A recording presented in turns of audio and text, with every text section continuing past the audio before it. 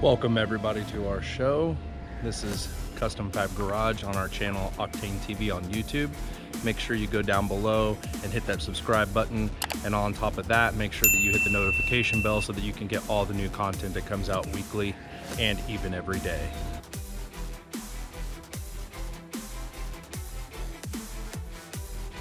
Here's the vehicle we're going to be doing today. This is a GMC Sierra, also a Chevy Silverado, 2007 to 13 generation. Going to be changing out the radio, speakers, and adding a backup camera for this customer.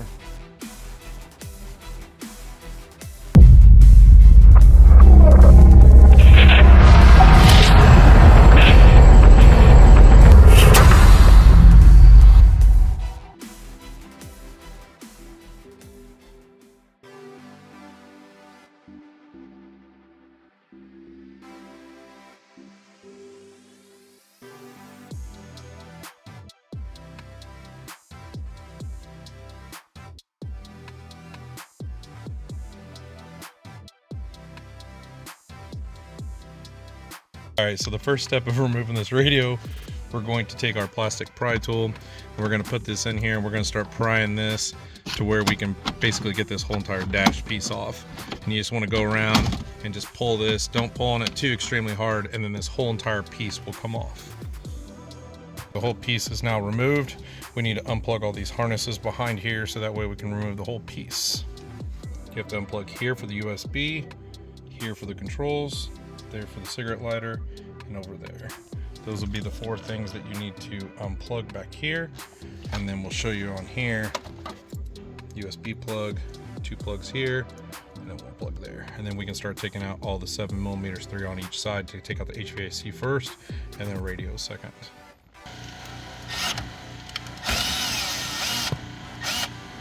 You pull this one out here first. We can just set that kind of down there so you have all this room, and we're going to pull the radio out next. They're going to be the plugs that you will want to unplug: antenna, USB, and then your two LAN harnesses right there. Here's everything. You want to be real careful when you pull this antenna out. It's like a Chrysler style antenna. You don't want to break this part off. USB, you might have to get a pick tool like I did, get underneath here and pull this up because this part doesn't push down.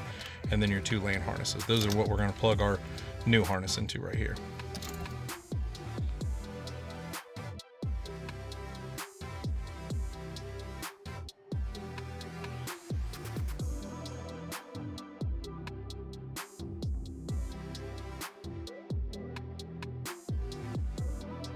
These are the parts that we're going to be using. Is the Crux Interface SWRGM-49. This is for 2006 up GM. And then also we're going to be using a 953305 dash kit from Metra, along with a Sony 3200 XAB AX3200 head unit. We're going to be using that has Apple CarPlay and Android Auto, and Sirius XM compatible with an add-on module. So we're going to be wiring this up with our harness here to our Crux interface, and then we'll mount it into this dash kit and then mount it into the dash. Here's the Crux interface harness. We plug this in. This is for the steering wheel controls. And there's your piece over there, and then you can plug in non-bows or bows right here. We plugged it into non-bows. These will plug into the vehicle, and then we've got everything wired up here. We still need to zip tie it. Now I have the reverse end wired right here, but typically the reverse does not work on any of these Crux harnesses. I don't know why, so we have to direct wire it, but I'm gonna zip tie all this, clean all this up, but everything is wired in how it's supposed to be. We're gonna test everything, see if the reverse does work, but it never works on any of these Bose harnesses. So maybe this will be nice on this Crux harness, it'll work, but it usually does not.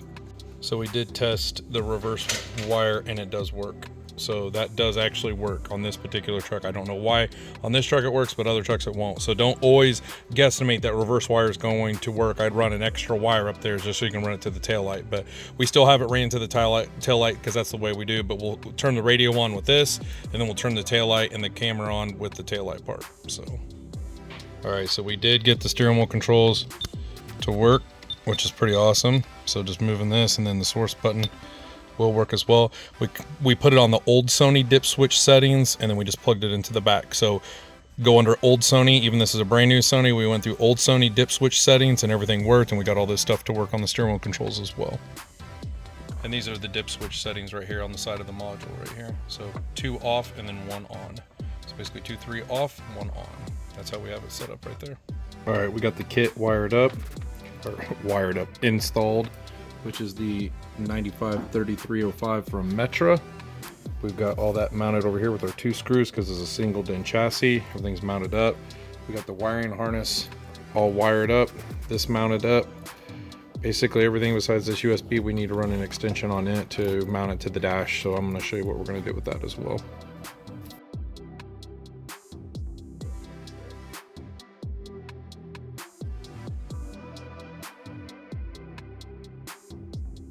All right, so this USB-D MA1, we're gonna put this USB adapter here, plug it into here. This USB-D MA1, it's got a USB on one end, plug this part right here into this. That way we can extend it and flush mount it onto this dash piece. We put the USB into here. We took out the other one. We hot glued this one into here. This will not shut because it's a different USB. So we run a USB extension here, and then this one will plug into this one that comes off the back of the radio. That way you can take the dash off. You don't have to worry about anything.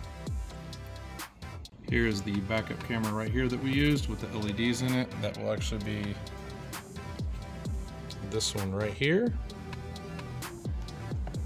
So this is the actual backup camera that we used right here, which is the TEBP-LTC. That's what it looks like because it mounts behind the license plate back there. And that's how it's all in there.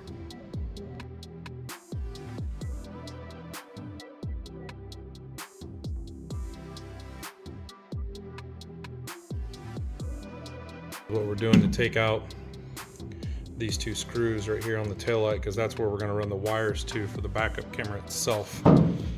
Now, if the front does work, but we're going to do this to show you if it doesn't work, this is where you got to go, is to the reverse light. So here is what we wired up.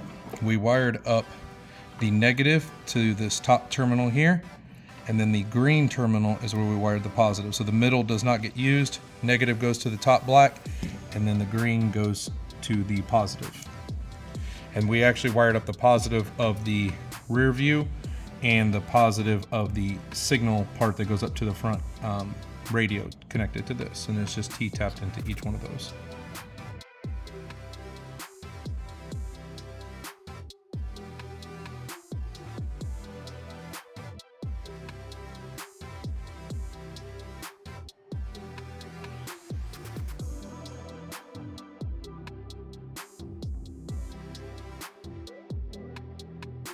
Here's what it looks like all completed and mounted into the dash.